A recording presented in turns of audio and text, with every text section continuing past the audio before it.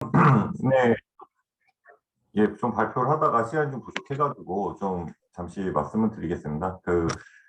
저희 이제 해양진흥공사 하면은 이제 많은 분들이 어떤 선박금융을 좀 떠올리시기도 하고 또 HMM의 뭐 대주주다 뭐 이런 걸 좀 떠올리시는데 사실 해양진흥공사 법이 있습니다. 거기서 보면은 이제 저희가 할 수 있는 영역들이 그 해운 항만업 관련 자산이라고 돼 있어서 사실은 해운 회사 혹은 항만 회사 그러니까 물류회사 그리고 좀 나아가서 건설 우리가 그린필드라고 하는 해외 쪽이나 국내 쪽에 처음에 공사를 할 때 항만을 갖다 지을 때의 자금 이런 것까지도 지금 지원이 가능합니다. 근데 이제 많은 분들이 단순히 선박금융만 하는 기관으로 좀 오해를 하고 계셔가지고 금융이 굉장히 다양하게 있거든요. 그 이제 현업에서는 뭐 인프라 금융이라고도 하고 보통 PF라고도 많이 합니다. 그래서 그렇게 얘기를 하고 뭐 선박금융 역시 PF라고 프로젝트 파이낸싱이라고 하는데 인프라나 이제 건설금융을 이제 업계에서는 보통 PF라고 합니다. 그 PF라는 게 뭐 별건 아니고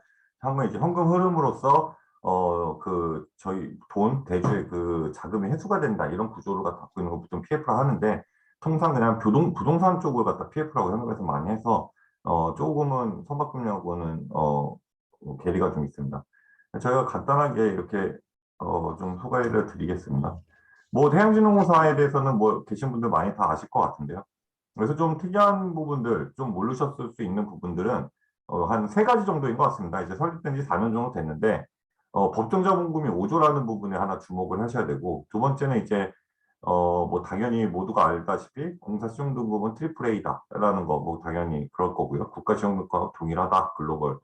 그리고 이제 또 좀 많이 모르시는 게 저희가 HMM의 뭐 1대주주, 2대주주 뭐 이런 거 이제 탄핵나와 같이 그런 거는 다 많이 언론에 나왔지만 저희는 4대 항만공사의 대주주기도 합니다. 그래서 BPA, IPA, UPA, 그다음에 YGPA의 주주사. 1대주주는 해수부고 이제 저희가 2대주주로 알고 있습니다.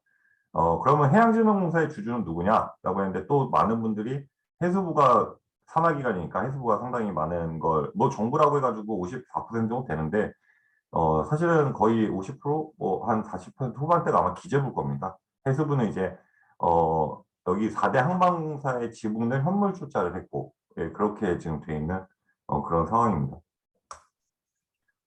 그래서 아까 말씀드린 이런 다양한 지원들이 결국은 이제 제가 있는 항만물류금융팀, 여기서 지금 이루어지고 있습니다. 이쪽에서 여러 가지의 업무들을 진행을 하는데요.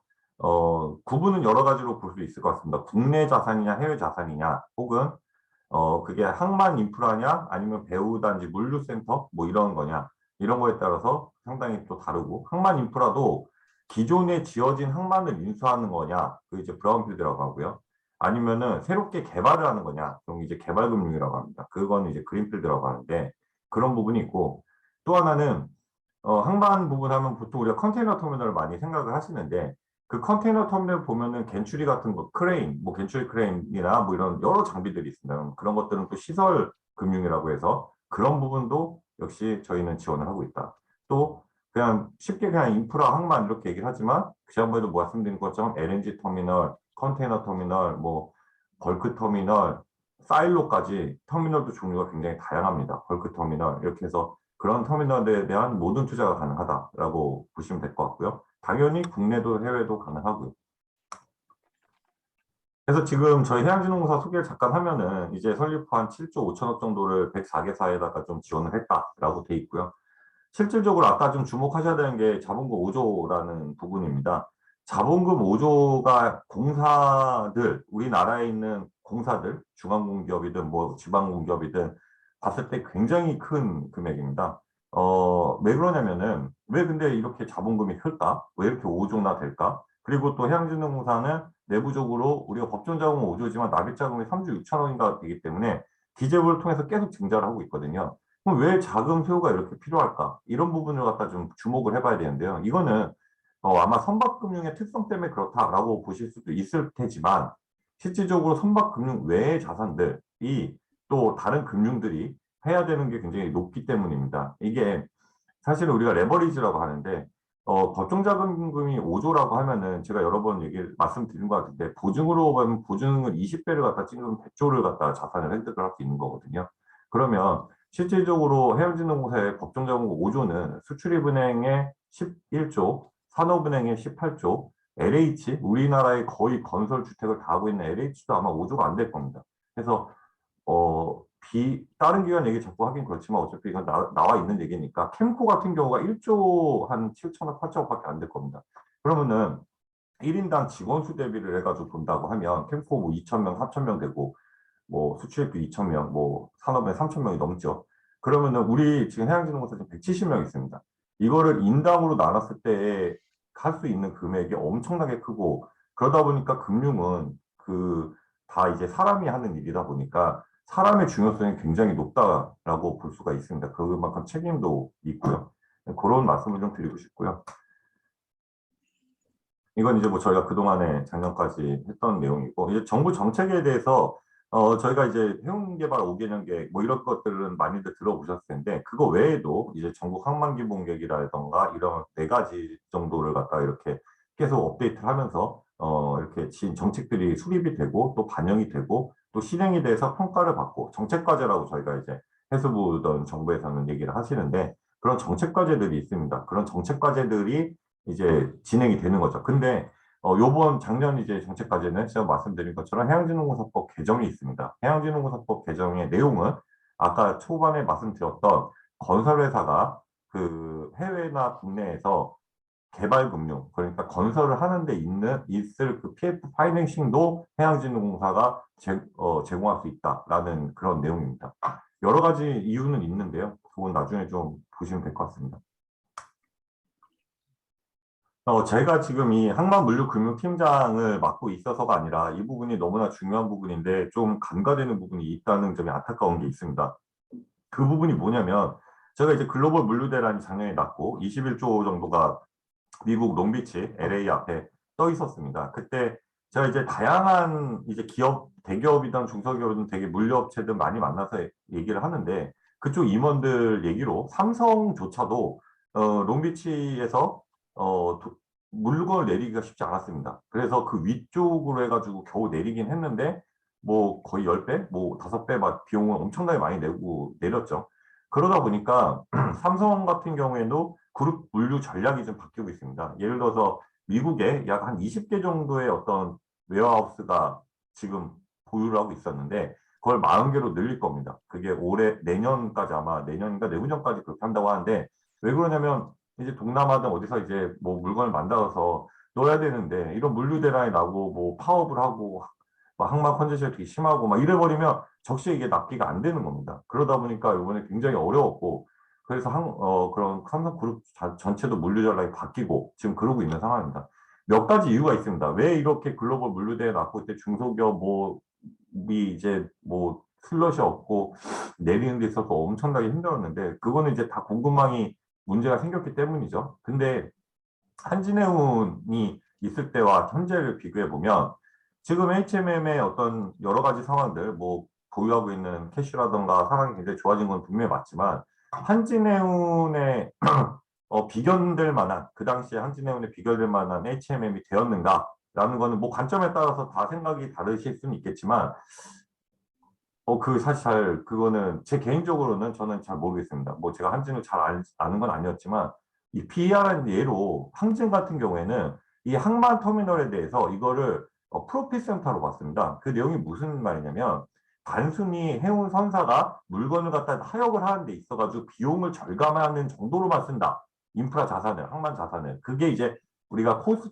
센터라고 하고 실질적으로 HMM의 뭐 HM뿐만 아니라 굉장히 많은 선사들이 내가 갖고 있는 항만을 쓸 테니까 여기도 역시 독자적으로 수익을 내야 된다. 이걸 프로핏 센터라고 합니다.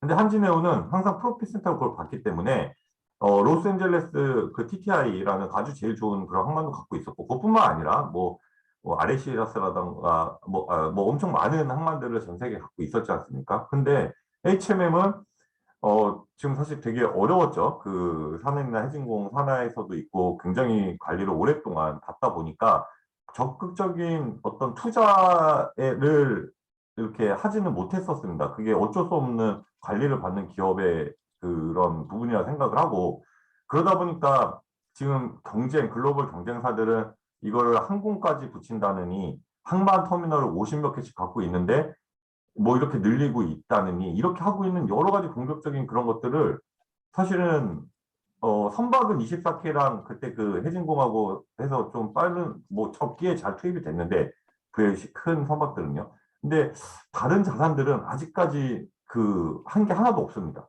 여태까지 새롭게 취득한 자산이 단 하나도 없어요. 오히려 기존에도 갖고 있는 소수 지분들 뭐 20% 30% 갖고 있는 것들이 있는데요. 지금도 있고 그런 것들은 물량에 대해서 너희들은 기여를 못하기 때문에 팔아라. 막 이런 어떤 다른 선사들의 뭐 그런 것도 받고 있고 또 울며 겨자 먹기로 또 그렇게 할 수밖에 없는 그런 아주 어려운 상황들이 있습니다. 그래서 그런 부분들을 갖다 저희가 이 공급망 위기라는 게 왜 왔으며 이거에 대한 대처를 우리나라의 그 두 개의 국적기업 중에 큰 HMM이 어떻게 이거를 해결해 나갈 것이냐 이 부분에 대해서 굉장히 고민을 많이 하고 있어야 되고요.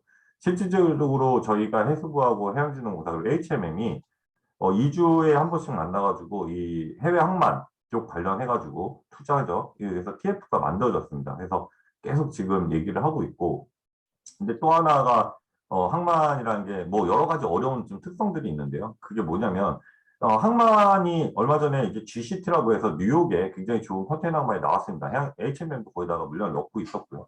근데 이제 경쟁 입찰을 하는데 그게 지금 4조 정도 하나가 4조입니다. 그거 하나가 4조 정도가 나왔고 근데 그게 지금 요 근년 몇 년간 5배에서 10배씩 다 뛰었거든요. 항만 자산들이. 인플레니까 당연히 그것도 뜨겠죠.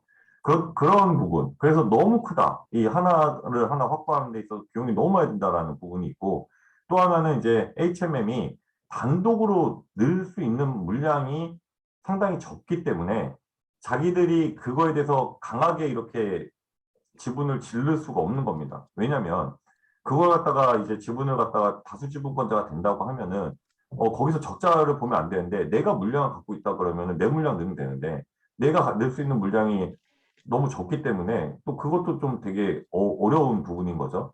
세 번째 문제는 항만이 좋은 항만이 있고 안 좋은 항만들이 당연히 있지 않겠습니까? 우리가 이제 그 주요 항로들이라고 하는데 뭐 미국이나 유럽 이런 쪽은 굉장히 비싸고 좋은 항만일 거고 그리고 개발도 아주 오래전부터 됐기 때문에 위치는 좋지만 노후화가 돼 있을 거고 그렇다 그러면은 항만을 산다고 해도 그거에 대한 어떤 시설 투자비가 또 들어갈 거고 그다음에 뭐 그런 부분이 있는데 그렇다고 하더라도 그게 매물로 나오느냐라고 하면은 매물이 안 나옵니다. 왜냐면은 너무 좋은 항만이기 때문에 만약에 선사가 갖고 있는 항만이라면은 뭐 MSC다. 그럼 MSC가 자기 계속 넣어야 되니까 당연히 안 나올 거고요.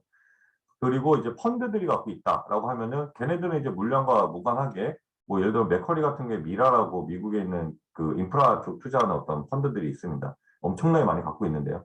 걔네들의 또 요구하는 그 가치가 상당히 또 높고요. 그러다 보니까 이게 굉장히 하나 사기도 되게 어려운 부분이다라고 말씀드릴 수가 있는데 저희가 이제 나중에도 이제 지난번에 PSA나 DP월드나 허치슨 얘기를 하면서 그게 GTO라고 하지 않습니까? 제가 알기로는 해수부에서도 그렇고 굉장히 오래전부터 GTO를 만들어야 된다는 얘기를 많이 했던 걸로 알고 있는데 사실 GTO라는 거는 그냥 하루아침에 만들어진다거나 혹은 뭐 예를 들면은 한 개 뭐 그린필드 프로젝트를 몇 개 개발을 했다고 해서 좀 만들어진다거나 이런 건 절대 아니거든요. 그래서 저희가 계속 얘기하는 게 그동안에 이제 해수부는 비금융적으로 선사의 입장에서 접근을 했기 때문에 GTO를 만들 수 없었다. 그렇다면 예를 들면은 맥커리의 미라가 갖고 있는 20개의 어떤 미국 자산 터미널들을 운영하고 있는 그건 이제 컨테이너도 있고 뭐 벌크도 있고 이렇게 한데요. 그런 것들을 우리가 이제 쉐어딜이라고 하는 어떤 그 지분의 인수를 의해 가지고 그걸 다 떠오는 그렇게 해야지만 우리가 GTO를 만들 수 있는 최소한 밑바탕이라고 생긴다라고 생각을 하는 겁니다.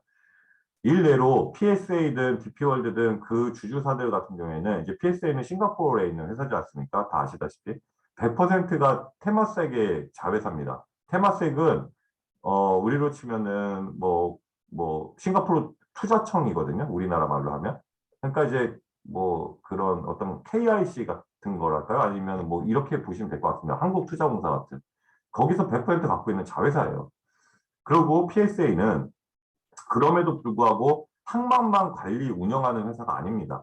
저는 계속 말씀을 드리지만 PSA는 금융회사예요. 우리가 G 제너럴 일렉트로닉스를 이제 뭐 가전회사가 아니라 금융회사로 하듯이 PSA는 물론 관리도 하지만 그런 어떤 충분한 자본력을 뒷받침을 해가지고 전 세계 100몇 개 항만들을 갖다 운영하고 있는 그런 회사입니다. 그래서 해양진흥공사가 그 당시에는 없었고 지금은 생겼으면 해진공이라는 비클을 산업은행이라는 기존의 어떤 주요한 우리나라의 그 금융기관과 함께 금융적으로만 접근을 해야 우리는 GTO를 만들 수 있다는 겁니다.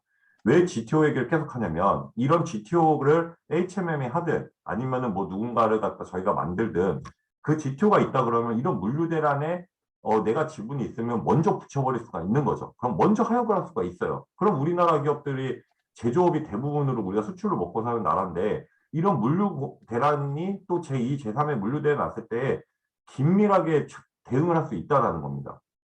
그게 한진해운과 HMM의 가장 큰 어떤 항만 쪽에 관련돼서 차이입니다. 항만에서 한진해운은 내렸습니다. 먼저 자기가 주주사니까요. 먼저 내려, 내 거부터 내려 하면 내릴 수 있는 거거든요. 근데 우린 지금 지분이 없으니까 못하는 거죠. 그럼 그 기업은, 그 피해는 결국 다 우리나라 기업한테 온다라고 보고 있고, 그리고 또 하나는 건설회사도 그렇습니다. 만약에 그린필드를 하고 싶다고 해서 어느 나라의 PPP 사업이라고 하지 않습니까? 퍼블릭 이제 그 프라이빗 파트너십이라고 해가지고 정부 간의 PPP 사업을 진행을 보통 합니다. 그린필드는.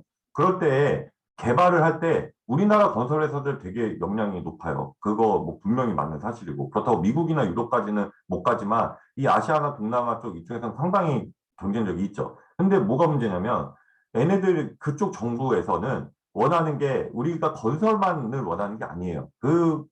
만약에 이게 50년 막 이런데 만약에 지원금을 써야 되는 게 그러면은 50년 동안에 예를 들어가지고 1조나 들어가지고 짓는데 정부가 이제 하부공사나 방파제 이런 것들은 대부분 많이 하거든요. 그것도 이제 EDCF라든가 이런 걸 받아가지고 ODA를 받아서 하는 것도 많은데 근데 정부의 네,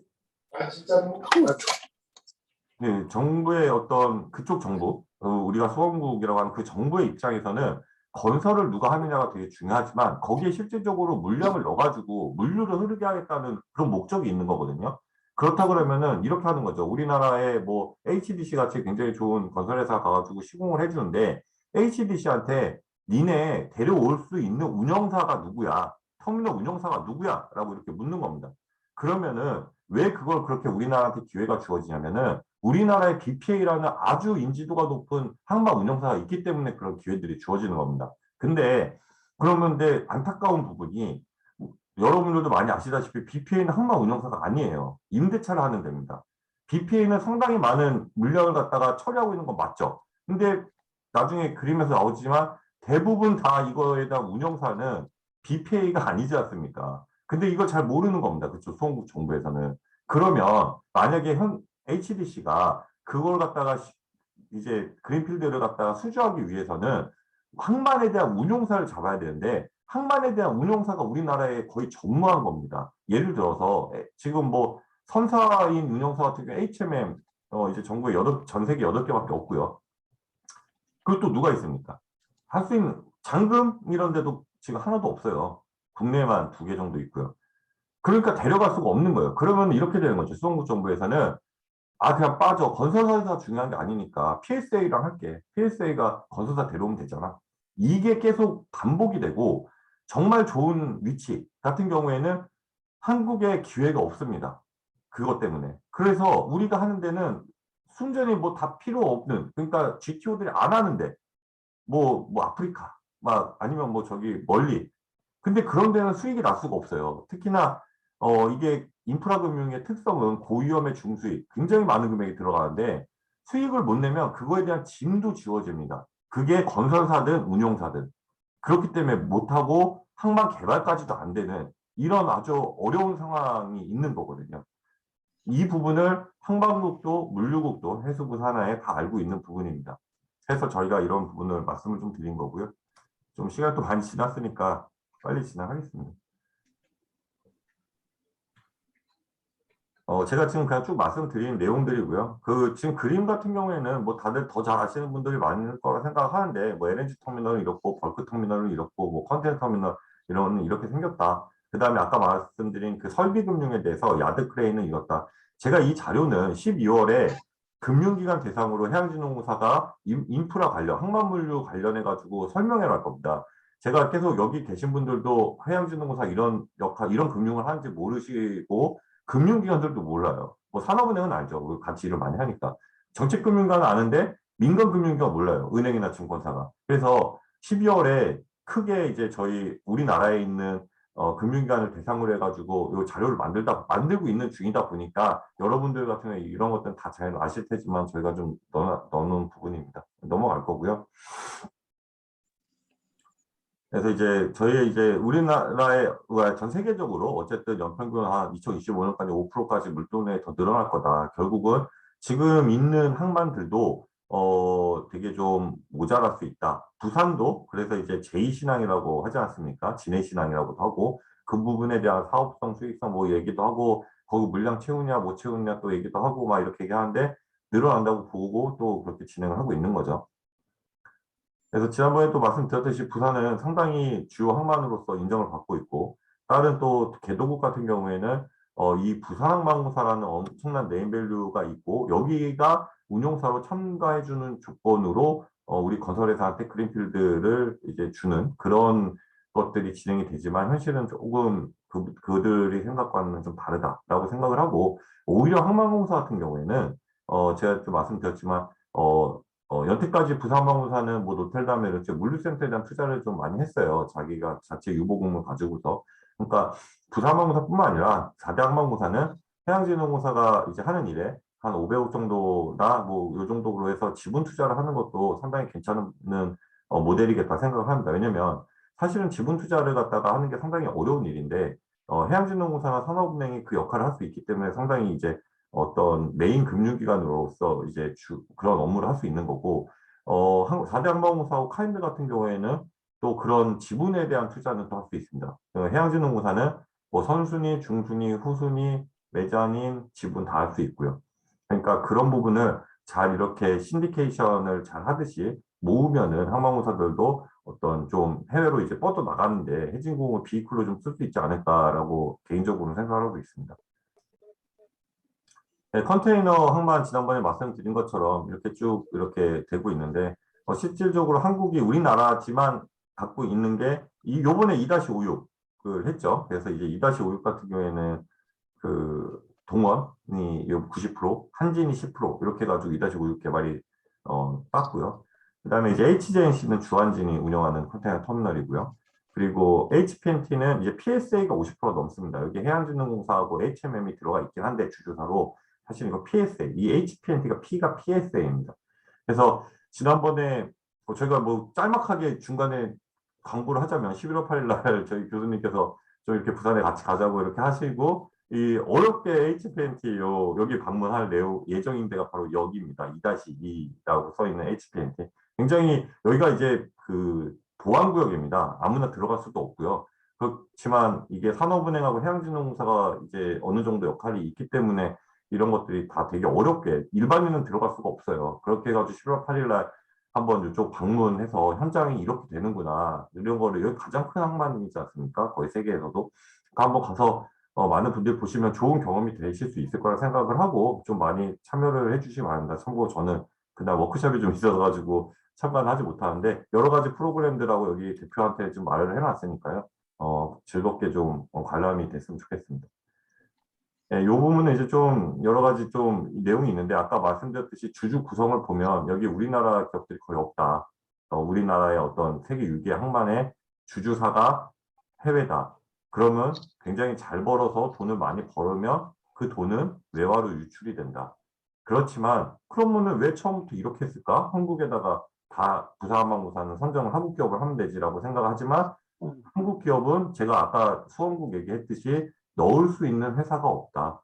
터미널 운영을 이렇게 GTO가 없기 때문에 물량을 가져올 수 있는 회사가 없다. 그렇기 때문에 어쩔 수 없이 여기 항만을 활성화시키는 게 부산항공사의 목적이기 때문에 이렇게 외자 유치를 오히려 독려한 것이고 이런 GTO 때문에 부산항이 이렇게 경쟁력이 6위, 7위를 가질 수 있게 된 것이다. 라고 말씀을 드릴 수 있겠습니다. 또 하나 이제 저희가 많이 고민을 해봐야 되는 게 이제 해운 동맹이죠. 우리가 다 아시다시피 디얼라이언스 HM에 가입돼 있고 2M도 있고 이렇게 하지 않습니까? 왜 이 동맹을 말씀드리냐면 우리가 이 터미널들이 쓰는 터미널이 그냥 HMM만 넣고 뭐 HMM이지만 뭐 예를 들면 ONE는 뭐 디얼라이언스인데 여기다 넣고 이러지 않습니다. 같이 넣습니다. 그래서 이 터미널 운영 계약을 TSA라고 하는데요. 그 계약을 할 때에 딱 보시면은 너무 명확하게 나와 있지 않습니까? 동맹대로 가 있어요. 동맹대로. 디얼라이언스는 여기하고 여기 넣고 2M은 여기 넣고 오션얼라이언스 여기 넣고 이게 딱 정해져 있는 겁니다. 이게 왜냐면 여기를 사용하는 선사들 입장에서도 내가 물량이 늘면 늘을수록 가격이 낮아지지 않습니까? 그러니까 같이 합심해가지고 넣는 거예요. 근데 이게 그러면은 한국만 이러냐? 그게 아니겠죠. 당연히 미국이나 이런 데도 다 이렇게 하고 있다는 거죠. 그래서 우리가 HMM이 제가 8시부터 10시 반까지 요 줌회의가 있습니다. 그러니까 내가 여기서 좀 이따가 할게요. HMM이 여기 TSA 계약을 보면은 다른 디얼라이언스 회원사보다 좀 안 좋게 돼 있어요. 그 이유가 뭐냐면 그땐 디얼라이언스가 아니었거든요. 그러다 보니까 혼자서 물량을 넣어야 되니까 당연히 그 경쟁력이 없어진 거고 상당히 안 좋은 조건으로 계약이 돼 있었습니다. 그거를 이제 디얼라이언스 가입을 하면서 또 해진공이 설립이 되면서 여기다 지분을 넣으면서 그런 것들을 다 좋게 HMM 입장에서 좋도록 바꿔준 거죠. 그리고 그게 1차적으로 몇 년 전에 바꿨고 더 좋게 하려고 지금 또 작업을 하고 있습니다. HMM 입장에서요. 네, 요런 건 이제 제가 8시가 거의 다 됐으니까 제가 뭐 다 아시는 내용들일 테니까요. 제 해진공 입장 혹은 HMM 입장 혹은 부산항공사 입장에서 조금 이렇게 얘기를 했고 그러면 해양진흥공사 너희들은 무엇을 했느냐라고 하면 이런 이게 CFA인데요. 인천시당에 얼마 전에 지난주에 제가 갔다 왔습니다. 인천에 그 주한진에서 운영하는 CFS에 대한 투자를 한번 했고요. 뭐 구조들은 뭐 이런데 이건 금융기관도 보면 되는 거니까 뭐 그다음에 이제 울산 신항에 UNCT라고 있습니다. 똑같은 UNCT인데 이 부분에 대한 리파이낸싱을 했습니다. 왜냐하면 기존에 이거 민투법이라고 민자사업법이라고 그걸로 개발이 된 건데 조금 운영사한테 많이 불리한 조건들이 있었기 때문에 해양진흥공사의 클라이언트는 선사도 있지만 이런 운영사도 있습니다. 그렇기 때문에 여기에 대한 리파이낸싱도 진행을 좀 했었고요. 그다음 이제 말레이시아에 이제 이거는 야드 같은 거, JV 이거는 뭐 고려해운하고 했던 건데 이런 거에 대한 포트켈랑에 좀 이렇게 투자가 된 뭐 이런 건들도 있습니다. 그리고 이거 외에도 지금 제가 좀 지나왔는데 이게 어떻게 앞으로 가야 되는지 잘 모르겠는데 뭐 예를 들면은 PS에어 같이 조인트 벤처를 해가지고 싱가포르에다가 버추어 포트에 대한 투자도 했고요.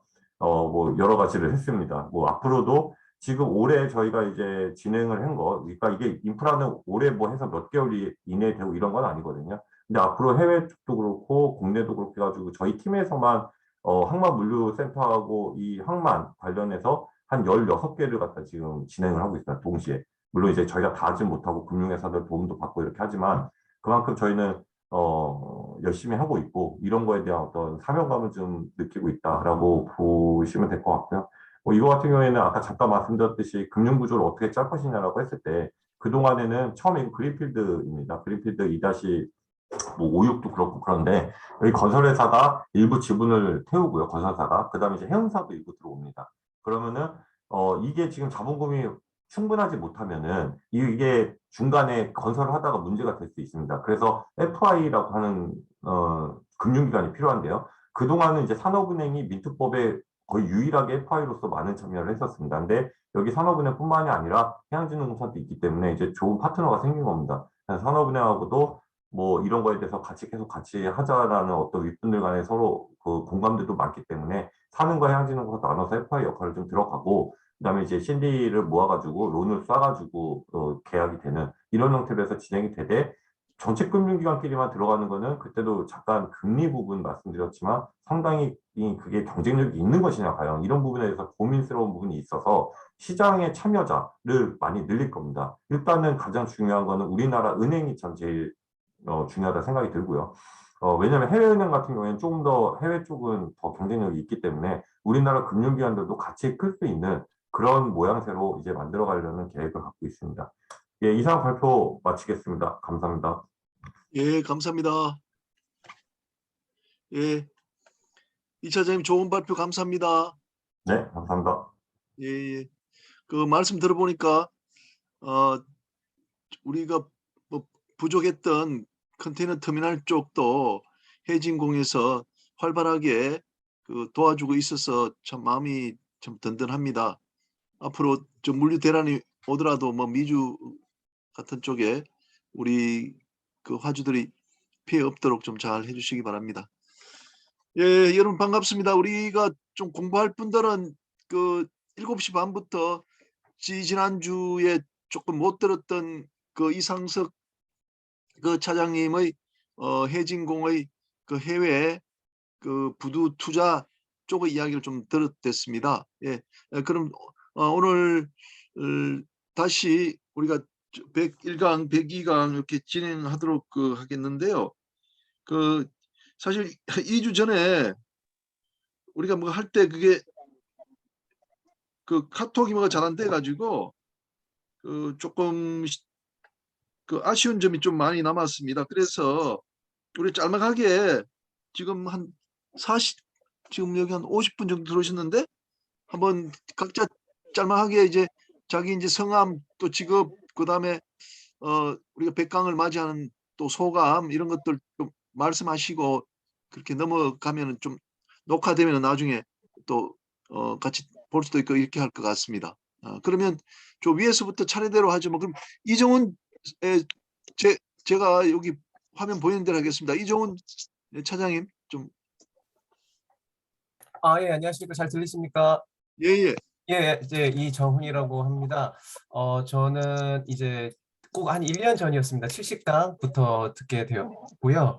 그때 이제 느낌은 이 좋은 모임에 왜 지금 늦게 들어왔을까라는 아쉬움이 있었는데 한편으로는 70강이라도 시작할 수 있게 돼서 너무 감사하다는 생각이 들었고, 예, 100강이라는 그 귀한 순간 함께 할 수 있어서 너무 영광이었고요.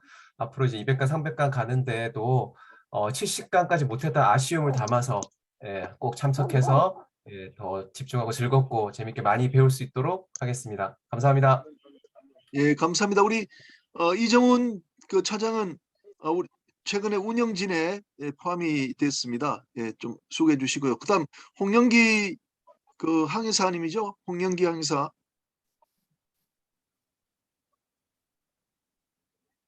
안 계신 것 같고 그 정필수 박사님은 조금 있다가 이제 100일강 그 뭐 축사를 하시니까 넘어가도록 하겠습니다. 그리고 강명호 선장님.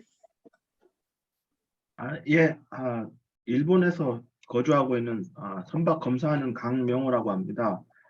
1강부터 참여를 했고요. 이렇게 100강을 맞이하게 돼서 굉장히 감회가 새롭습니다.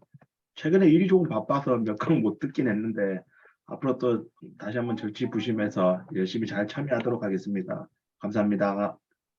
예, 감사합니다. 우리 김현주 원장님 좀 부탁드리겠습니다. 예, 저 선박해양플랜트 연구소의 김현주입니다. 저도 한 1년 정도 된 것 같고요. 처음 들어올 때는 선박연구소에 다니는 사람으로서 선박을 위한 회원을 위한 선박을 위한 에너지 측면에서 관심을 가지고 들어왔고요. 현재는 제가 이제 해양과학기술협의회에서 MT2050이라고 해양과학기술 비전 2050년을 올해 말까지 하는 것으로 하고 있는데 거기는 스마트십, 스마트포트, 스마트 물류도 포함되어 있습니다. 그래서 해륙공, 통합물류 이런 것들도 포함하기 위해서 들어와서 공부를 하고 있고요. 많이 배우고 있습니다. 감사합니다. 예, 감사합니다. 다음 우리 김현빈 대표님 어디 외부에 계시나 봅니다. 예, 저 김현빈입니다. 저는 오늘 금오도를 갔다가 지금 여기 광양에 와 있습니다. 예, 저는 처음부터 이제 참가를 했고요. 또 운영진으로도 참여를 하고 있습니다. 하여튼 저는 이 기회를 통해서 많은 것을 배우고 있습니다. 항상 감사하게 생각하고 있습니다. 감사합니다. 예. 예, 감사합니다. 이승은 교수님은 나중에 좀 100일강 축사해 주십시오. 지금은 아니고요. 좀 기다리세요. 우리 지금 모임 오늘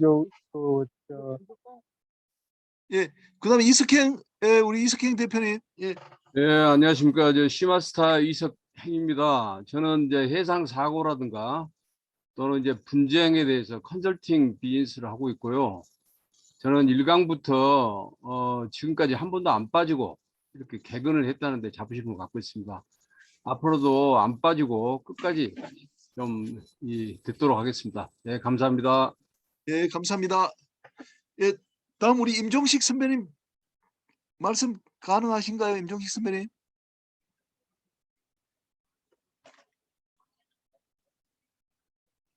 그다음 강동화 차장님. 예. 예, 안녕하십니까. 예, 저는 코리아 P&I 클럽에 근무하고 있는 강동화 부장이라고 합니다. 예, 저는 뭐 1강부터 거의 대부분 강의는 들었고요. 교수님 연구실에서도 같이 공부하고 있습니다. 예, 앞으로도 열심히 참석해서 많이 배울 수 있도록 하겠습니다. 감사합니다. 예, 감사합니다. 이기준 우리 항해사님이세요? 네, 안녕하십니까. 이번에 H라인에 온 1등 항해사로 근무 중인 이기준이라고 합니다. 그 석사과정 희망하는 해기사 관련 공지 보고 이제 예. 블로그 알게 되었다가 이번 100일강부터 참여하게 되었는데 기회가 될 때마다 와서 잘 배움의 기회가 되었으면 좋겠습니다. 감사합니다. 예, 감사합니다. 우리 최수분 박사님, 예, 우리 그 운영진의 일원이십니다. 예. 네, 안녕하세요. 저 인천대학교에 근무하는 최수범입니다. 저는 그 11강부터 이렇게 합류하게 되었는데요. 그 이삭의 권정호 대표님 추천으로 이렇게 같이 하게 되었습니다. 매번 할 때마다 참 새로운 걸 제가 경험을 하게 되고요. 너무너무 이렇게 같이 이렇게 일원이 된 것에 대해서 감사하게 생각합니다. 우리 이 항해가 우리 김인현 교수님 이 선장의 지도하에 10년 또 100년 계속 지속되는 그런 항해가 되기를 희망합니다. 감사합니다. 예, 감사합니다. 우리 장재환 우리 차장님, 예, 반갑습니다. 예, 안녕하십니까. 장재환입니다. 이상석 차장님, 저 강의 참 잘 들었습니다. 저는 작년 가을쯤 한 30강쯤 됐을 때부터 이 모임에 참여하게 됐고, 특히 오늘 이상석 차장님 그 말씀하신 그 PT 내용 중에 컨테이너 터미널 운영사에서 일을 하고 있습니다. 아까 PT 보다 보니까 제가 근무하고 있는 2-3단계 BNCT 터미널에서도 에 대해서도 나오던데요.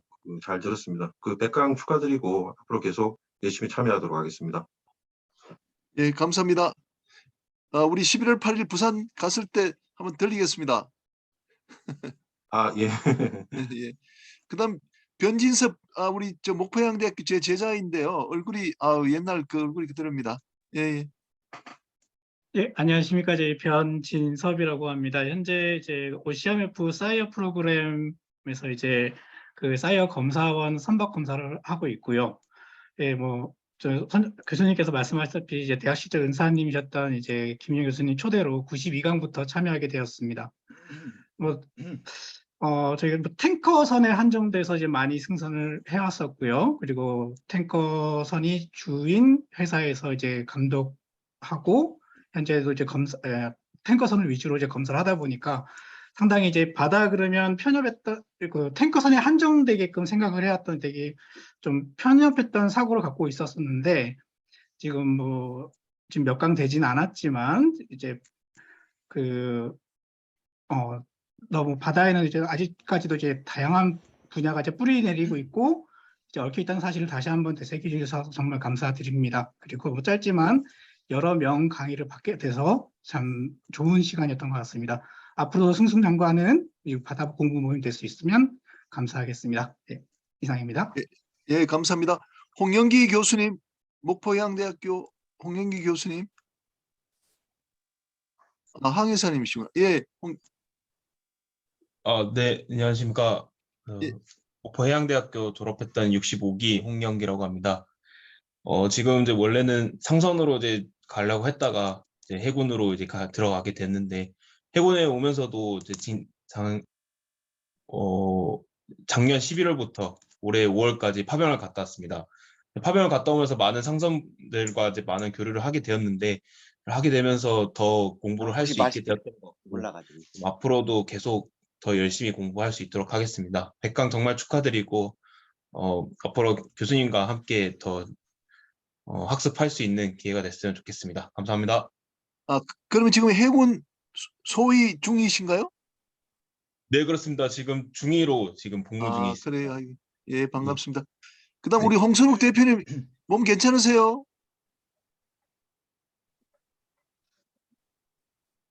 예, 안녕하세요. 예. 반갑습니다. 저는 동아시아 바다공동체 오션이라고 하는 긴 이름의 단체의 대표를 맡고 있는 홍선욱이라고 합니다. 100강 너무너무 진심으로 축하드리고요. 앞으로도 언제까지 이어질지 모르겠지만 많은 배움의 기회를 주신 데 대해서 깊이 감사드립니다. 저는 이제 해양 쓰레기를 어떻게 하면 줄일 것인가에 한 20년간 꽂혀 있는 사람입니다. 그 선박을 운항하시면서도 여러 가지 쓰레기 때문에 어려운 점이 있으실 텐데 제가 지금 그 선박 운항 중에 겪고 있는 여러 가지 문제점에 대해서 자료를 수집하고 있습니다. 저에게 그 개인적으로 개인톡으로 좀 관심 있으신 분 연락 주시기 바랍니다. 감사합니다. 예, 감사합니다. 예, 대표님 감사합니다. 그다음 우리 최덕님, 삼성 SDS 고문님 부탁드리겠습니다. 나요? 예, 예. 예. 저는 저 8강 때부터 우리 존경하는 김윤현 교수님의 소개로 저는 듣게 됐습니다. 저희 바다 공부를 통해서 매일매일 그 새로운 지식을 이렇게 함양하게 돼서 아주 그 유익하고 저에게는 정말 그 많은 도움이 됐습니다. 이 모험이 뭐 아까 그 최수건 교수님 말씀하셨지만은 뭐 10년, 20년, 뭐 100년까지도 끊기지 않고 또 김인영 교수님 대를 이어서 이렇게 해나갈 수 있는 분이 있었으면 좋겠고요. 저는 아까 이상석 차장님이 얘기했던 그 여러 가지 회사를 다녔는데 그 세 회사를 다 다닌 사람입니다. 한진과 현대, 이제 지금 현재 삼성 SDS 다 임원을 거쳤던 사람으로서 여러 가지 보람된 순간과 그리고 안타까운 순간이 많았는데 원망도 많이 했지만 제가 조금 더 현직에 있을 때 잘했으면 또 바뀌지 않았을까 그런 어떤 후회도 많이 앞섭니다. 많은 공부와 또 많은 어떤 지식 함양을 통해서 앞으로 해운이 더 발전되는 이런 계기가 됐으면 좋겠습니다. 예, 감사합니다. 예. 예, 감사합니다. 최재홍 선배님 들리시나요? 최재홍 선배님. 예. 외부에 막 계신 것 같고요. 그 권호인 대표님. 권호인 대표님이 지금 하노이에 계신데, 예,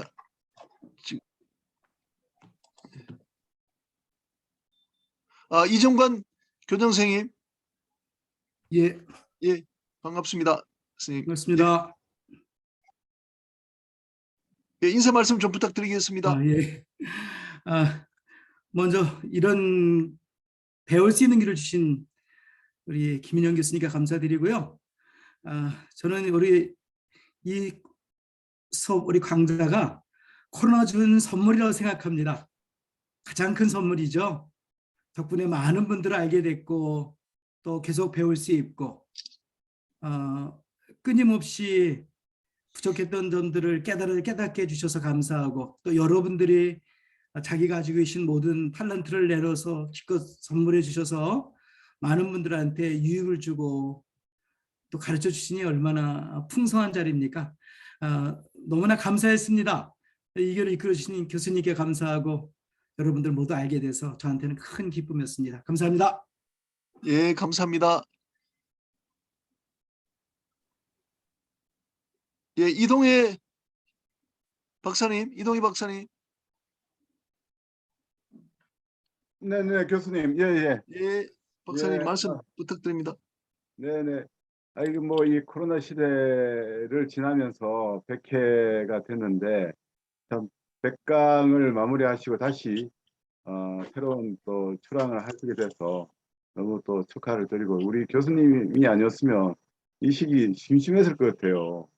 우리가 해양 강국의 꿈을 다 같이 꾸면서 이번에는 또 그 이상의 여러 가지 또 아젠다를 계속 이렇게 새로운 아젠다를 또 애드업하시고 그러면서 상당히 우리가 그간에 숨어 있었던 해양의 이슈들이 이 자리를 통해서 많이 올라오고 또 소외되어 있던 그런 이슈들도 또 이 교수님 덕분에 또 공론화되고 그래서 이 자리가 조금 더 이 활발하게 앞으로 또 이 토론의 장이 되고 했으면 좋겠습니다.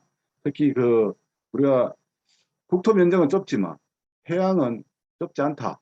뭐 그런 전제하에서 해양에서 많은 부분의 어떤 국가 전략이 올 수도 있다라는 그런 것들도 지난번에 말씀하셨는데 하여튼 그런 부분까지 해서 좀 더 발전적으로 계속 되기를 그러면서 저도 열심히 참석하도록 하겠습니다. 이상입니다. 감사합니다. 네. 다음에 한국해운협회 김근홍 국장님 부탁드리겠습니다. 예, 안녕하십니까. 저는 한국해운협회 김근홍 국장입니다. 저는 작년에 우리 김인영 교수님이 이 바다 모임을 소개시켜 주셔가지고 작년부터 참여를 했는데요. 뭐 계속 뭐 매번 참여하지는 못했지만은 그래도 김 교수님이 지금까지 100강을 잘 이끌어 주셨고 앞으로 또 새롭게 다시 101강부터 항해를 다시 시작하는 것에 대해서 축하를 드립니다. 그리고 앞으로도 이 모임이 단순히 지금 현재만이 아닌 더 많은 사람들이 참여하고 우리나라의 그 바다가 얼마나 중요하고 해양이 얼마나 중요하고 사실은 육지는 작지만 거꾸로 바다를 본다 그러면 우리나라는 굉장히 넓은 나라가 되거든요. 그래서 그런 나라가 될 수 있도록 저도 물론 해운협회에서 근무하지만 해운만이 아니라 해양도 알고 그다음에 또 다른 조선도 알고 터미널도 알고 여러 가지를 알 수 있는 이런 기회가 굉장히 좋은 기회가 됐다고 생각되기에 앞으로도 이 모임에 열심히 참여하도록 하겠습니다. 감사합니다. 예, 감사합니다. 포항이신데 김도영 위원님 좀 부탁드리겠습니다. 아이고, 저 이렇게 초대해 주셔서 너무 감사드리고요. 이런 토요일 저녁 늦은 시간에 이렇게 많은 사람들이 모여서 이렇게 오랫동안 이런 강좌가 열리는 게 좀 경이롭다고 생각합니다.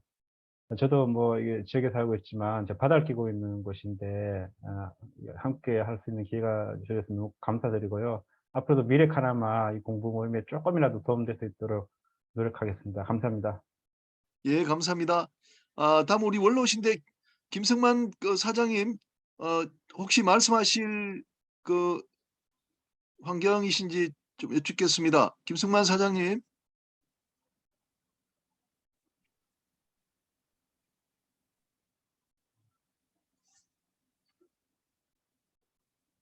예, 아마 안 되시나 본데요. 예. 자, 그다음은 전영우 교수님. 전영우 교수님 한 말씀 부탁드리겠습니다. 네. 네, 반갑습니다. 뭐 저는 정확하게 언제 제가 참석했는지는 기억이 잘 안 납니다만 초기 일부를 놓치고는 아마 이제 대부분 들어왔고요. 다른 일정과 겹치지 않은 경우에는 거의 참석을 한 것 같습니다. 이 자리를 통해서 많은 이제 훌륭한 분들을 만나게 되어서 저 개인적으로도 굉장히 제가 뭐 해양대학에서 해양계 근무하면서 알고 있었던 그 범위를 훨씬 뛰어넘는 다양한 분들을 만나고 또 좋은 발제와 토론 이런 걸 통해서 지평을 넓힐 수 있어서 굉장히 좋았습니다. 이제 100강이라는 이제 1항차를 끝내고 100강을 해야 하거든 2항차라고 이렇게 우리가 생각한다면 2항차에도 다양한 분들께서 좋은 발제와 그리고 토론, 또 새로운 주제, 또 흥미로운 주제를 토론할 수 있으면 좋겠고요. 이번 2항차에는 저도 일부 준비를 해서 좀 발표를 해볼까 이렇게 준비를 하고 있습니다. 저는 주로 대학에서는 뭐 해상보험이라든지 국제협약이라든지 이런 이제 법학을 강의했습니다만은 주로 이제 많이 연구한 것은 이제 선언 분야였습니다. 그래서 최근에 은퇴를 한 후에 해기섭회의 요청에 따라서 해기인력정책연구소를 맡아서 그간에 현재로 봐서는 위기라고 보이는 해기 인력을 어떻게 여하히 지속 가능하게 육성하고 그를 통해서 지속 가능한 해사 산업의 발전을 이룰 것인지 이런 문제에 대해서 연구하면서 또 각 관계자들에게 올바른 판단을 할 수 있는 그런 부분에 대해서 검토를 하고 있고요. 머지않아서 좀 준비된 자료를 가지고 한번 여러분들께 우리가 무엇을 해야 되는지에 대해서 한번 발표할 수 있는 그런 기회를 가졌으면 하는 바람을 갖고 있습니다. 감사합니다. 예, 감사합니다. 예, 다음에 한번 꼭 발표 좀 부탁드리겠습니다. 예, 그다음 김웅기 예, 우리 또 제자인데 목포해양대학교 예, 김웅기 선생님 좀 예, 말씀 부탁드릴게요. 네, 안녕하십니까. 지금 평택해양경찰서 당진파출소에서 근무하고 있는 경위 김웅기라고 합니다. 지금 저는 목소리가 좀 이제 바다 작아서 모임을 이렇게 애써서 리드해 나가시는 것에 대해서 조금이나마 보탬이 되고자 이렇게 101강이기 때문에 한번 참석하게 됐습니다. 좀 이 기회를 통해서 많은 다양한 분야, 해상과 관련된 다양한 분야에 대해서 학습하기를 기대하면서 참석했습니다. 네, 잘 부탁드립니다. 예, 감사합니다. 소리가 좀 작았는데 지금 해양경찰에 계시고요. 예, 좀 열심히 참여하겠다고 말씀하셨습니다. 개인적으로는 제 목포해양대학교 제자입니다. 권종호 사장님 가능하신가요? 권종호 사장님?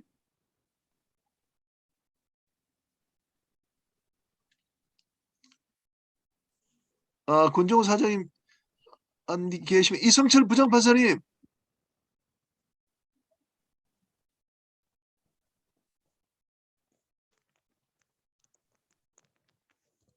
예, 그다음에 코리아 21인 누구신지 모르겠는데. 이승철 예, 부장판사님. 예, 선배님 마이크 좀 부탁드립니다. 마이크.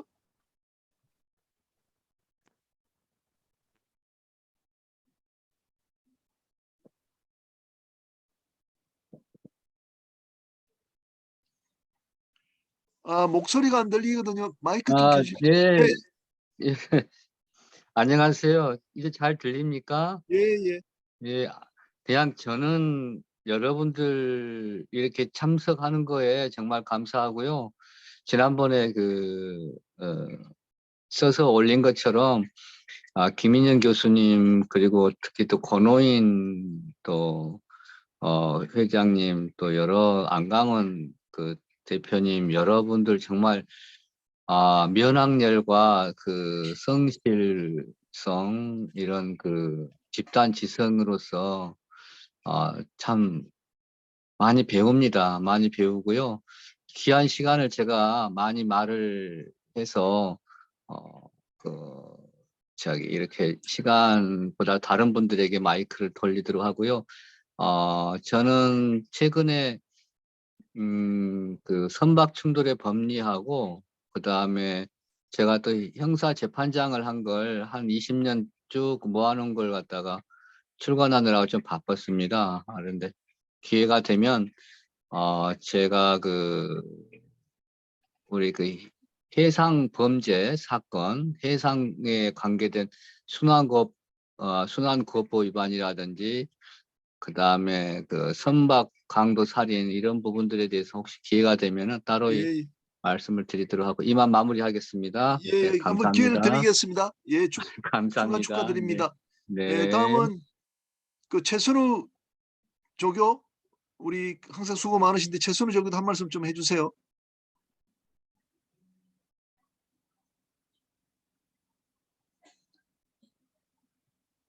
최선우 조교 부끄러워하지 마세요. 왜?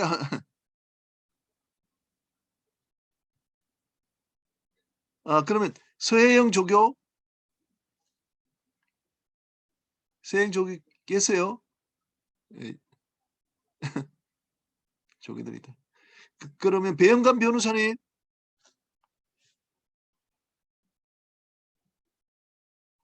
예, 배영감 변호사님.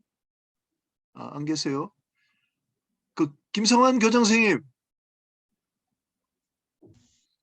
네, 예, 안녕하십니까. 선생님. 예.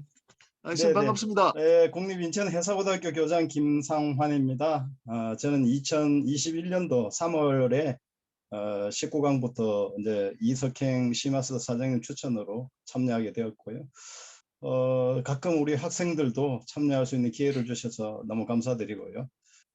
그리고 제가 이제 12월 11일 날 72강의 해기사 양성 교육에 대해서 저도 이제 특강 참여할 기회를 주셔서 너무 감사를 드리고 사실은 코로나19 때문에 정상교육 활동이 사실 어려웠을 때 우리 김인영 교수님, 정필수 박사님, 한광현 대표님 등 바다 저자와의 대화에 참여하시는 많은 전문가분들의 강의 그리고 토론을 들으면서 글로벌 역량을 갖춘 해기사 양성을 목표로 하는 인천 해사고등학교를 운영하는 데 저는 많은 도움을 받았습니다.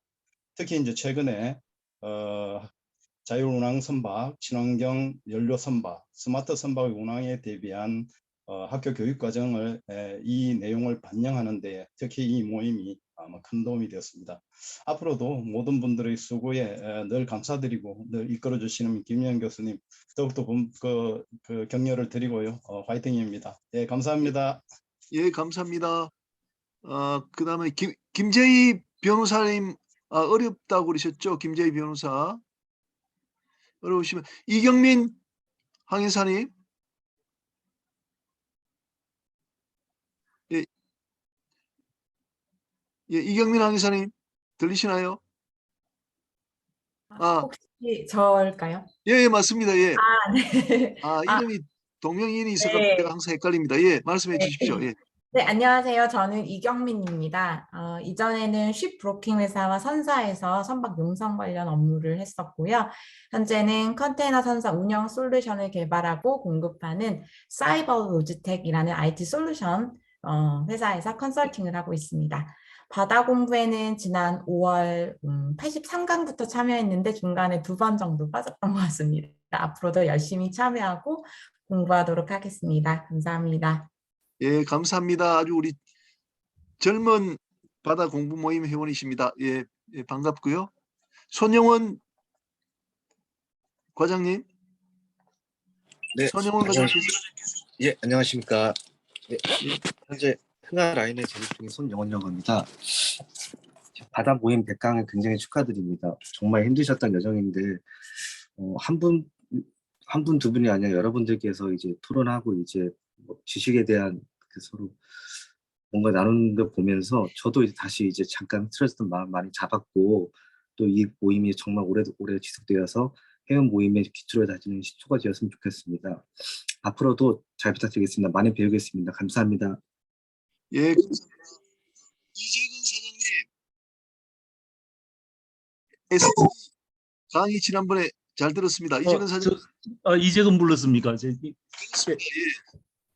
예, 이재근입니다. 안녕하십니까? 저는 선박 매매 중개 법인을 운영하고 있고요.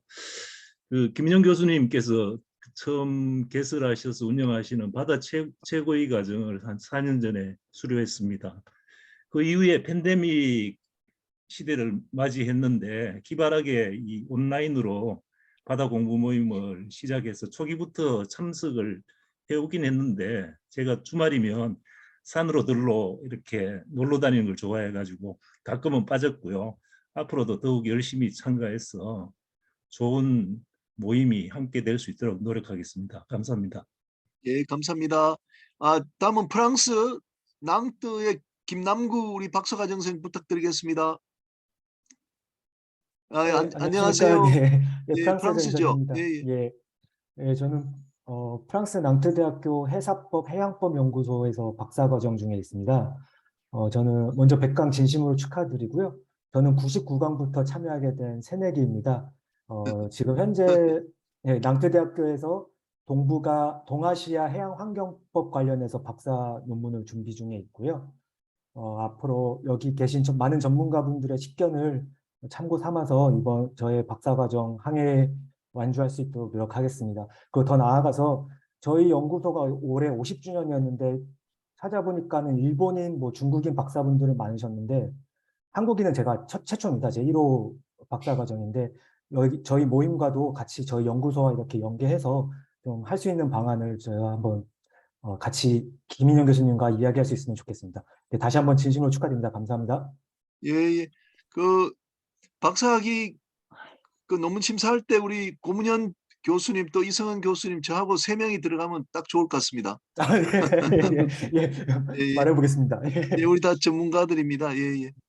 자, 김미선 스님 계세요? 김미선.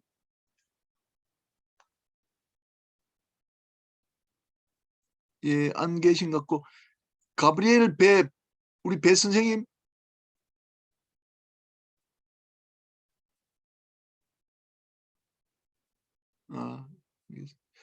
권호정 부장님.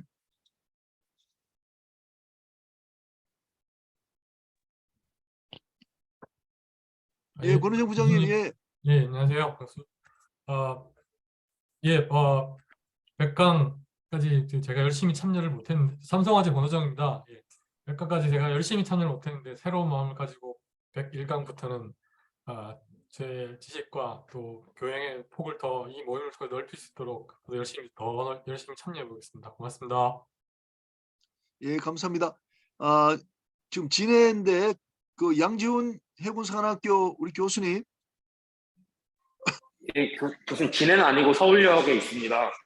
그래요? 예. 안녕하십니까. 예, 저는 해군사관학교에서 근무하고 있는 양지훈 중이라고 합니다. 김인영 교수님 학원을 많이 입었는데 거의 제2의 지도 교수님처럼 모시고 있습니다. 일본도 같이 갔다 오고 수업도 계속 듣고 제 석사학위 논문 심사도 해주시는 등 엄청 저를 잘 챙겨주시고 저도 잘 모시려고 하고 있습니다. 그래서 김인영 교수님께서 소개를 해주셔가지고 저도 이 모임에 참가를 하게 되는데 여러 가지 바쁜 사정으로 그렇게 출석률이 높진 않습니다. 가끔씩 생도들도 좋은 주제에 대해서는 좀 참석하도록 독려도 하고 그랬는데 앞으로는 조금 더 열심히 참여하도록 하겠습니다. 이 모임 통해서 제가 계속 학교에만 있었는데 이 실무 감각이 없었습니다. 근데 학교에서 책에서 배우지 못한 내용들을 함양할 수 있는 좋은 기회가 돼서 아주 뜻깊게 생각하고 앞으로 더 열심히 참여하도록 하겠습니다. 감사합니다. 예, 감사합니다. 서경원 과장님 계세요? 서경원 과장님. 네. 예, 말씀 부탁드립니다. 예.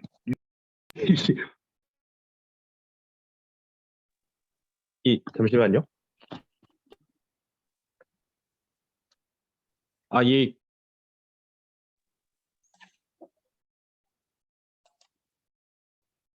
들리시나요? 예, 말씀하세요. 예. 네. 준비되지 않은 상황에서 안녕하십니까. 저는 그 페노션 법무팀에 근무하고 있는 서경원입니다. 사실 저는 그 바다는 저에게는 그 일의 대상이었는데요.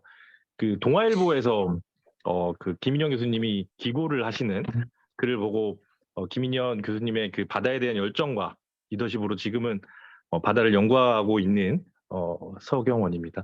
너무 많은 재밌는 주제와 이런 좋은 것들이 있어서 항상 재밌게 보고 있는데요. 듣고 보고 있는데요.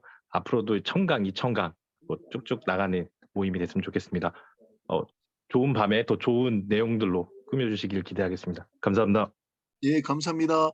예, 강병태 박사님 오랜만입니다. 박사님.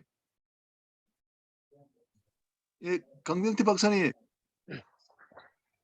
예, 제가 지금 이동 중이라 가지고 예. 길게 얘기 못하고. 근데 저는 제가 몇 강부터 참여했는지 모르겠는데 초창기부터 참여했습니다. 초기부터죠. 예. 예, 저는 그동안 제가 부족했던 지식들을 이 강의 통해서 많이 보충을 했고요.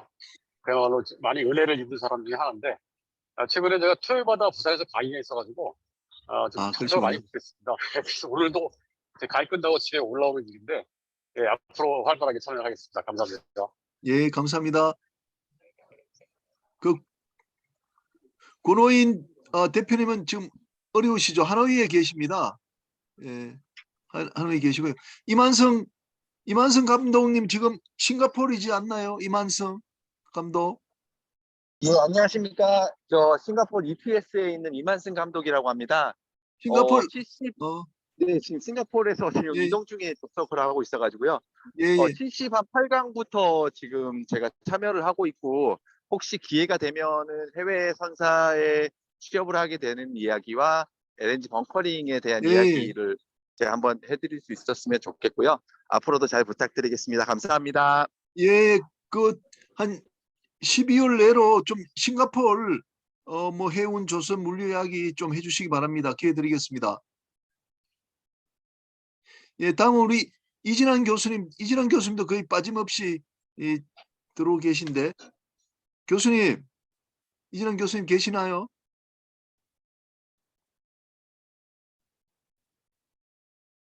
안 계시나 봅니다. 김도현. 그다음에 최백열 박사님. 예, 최백열 박사님 계세요? 안 계시는 거. 홍희정 변호사님. 홍희정 변호사님. 네, 안녕하십니까. 예. 인사 부탁드립니다.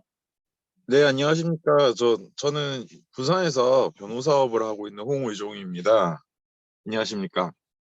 예, 해운 분야에 대한 갈증이 심해서 지식에 대한 갈증이 심했는데 해운 공부 모임에 초대해 주셔서 너무 감사합니다. 앞으로 많이 배우도록 하겠습니다. 감사합니다.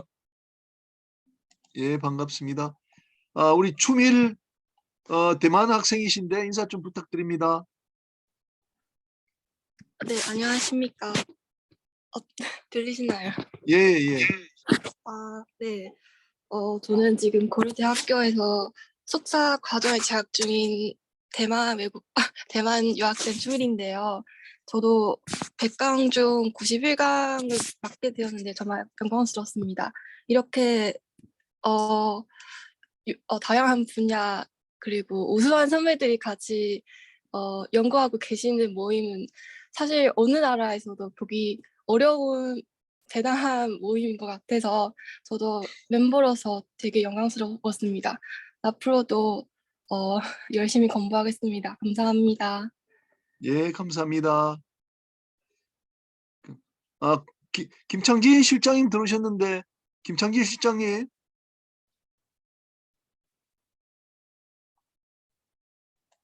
예, 김창진 실장님. 그리고 임종식 선배님도 계시는데. 예, 이제 이렇게 하겠습니다.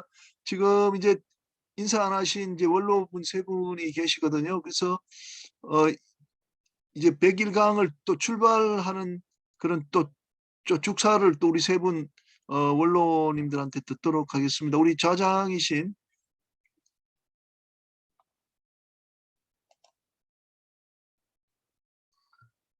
정필수 박사님. 갑자기 박사님. 예, 박사님 저기 100강은 이제 지났고요. 101강 출발하는 덕담 한 말씀 좀 부탁드리겠습니다.